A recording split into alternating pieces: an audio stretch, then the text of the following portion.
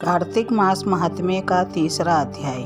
सत्यभामा बोली, हे भगवान, आप काल स्वरूप हैं और काल के संपूर्ण भाग समान हैं। तब फिर कार्तिक मास ही श्रेष्ठ क्यों है? हे देव, सब तिथियों में एकादशी और सब महीनों में कार्तिक का महीना ही आपको प्रिय है। श्री कृष्ण बोले, हे कांते, तुमने अच्छा प्रश्न किया। एकाग्रचित होकर बेन के पुत्र पृथु और महर्षि नारद का संवाद सुनो।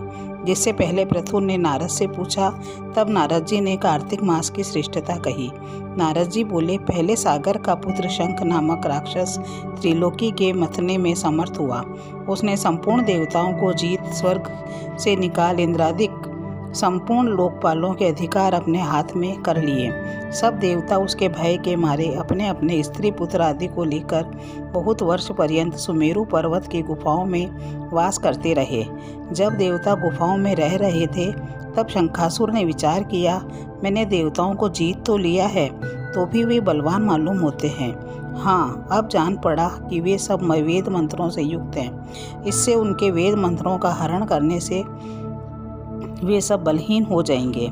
ऐसा विचार कर वह असुर विष्णु भगवान को नींद से ग्रस्त देख स्वयंभू ब्रह्मा जी के लोक में जाकर वहां से वेदों को निकाल कर चलने को तत्पर हुआ। तब वे उसके भय के मारे यज्ञ के मंत्र और बीजों समेत जल में प्रवेश कर गए। तब तो वह शंखासुर भी उन्हें ढूंढता हुआ समुद्र के भीतर विचरने लगा, परंतु वे वेद एक स्थान पर कहीं भी प्राप्त न हुए।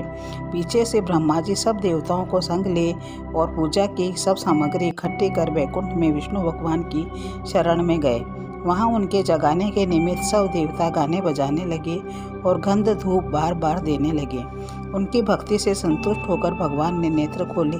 तब सब देवताओं ने विष्णु भगवान के दर्शन किए और षोडशोपचार से पूजा करके दंडवत पृथ्वी पर गिर पड़े। तब तो माधव भगवान उनसे कहने लगे, हे देवगण, मैं तुम्हारे भजन कीर्तन आदि के कार्यों से प्रसन्न हुआ हूँ। मैं आप लोगों की मनोकामना पूर्ण करूँगा। आश्विन शुक्ल पक्ष की एकादशी से देव उठनी एकादशी तक पहर भर रात्रि रहे, तब से जो मनुष्य तुम्हारी तरह भजन और कीर्तन करेंगे, वे मुझे प्रसन्न कर मुझे प्राप्त होंगे। शंखासुर जिन वेदों को हर लाया है, वे सब जल में स्थित है।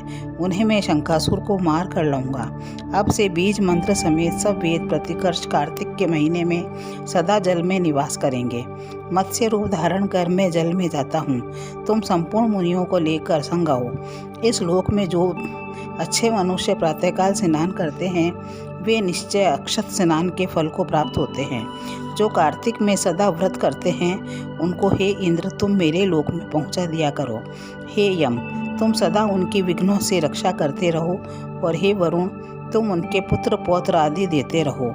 हे कुबेर, तुम उनकी धन वृद्धि करो, जिससे यह मेरा रूप धारण कर साक्षात जीवन मुक्त हो जाएं।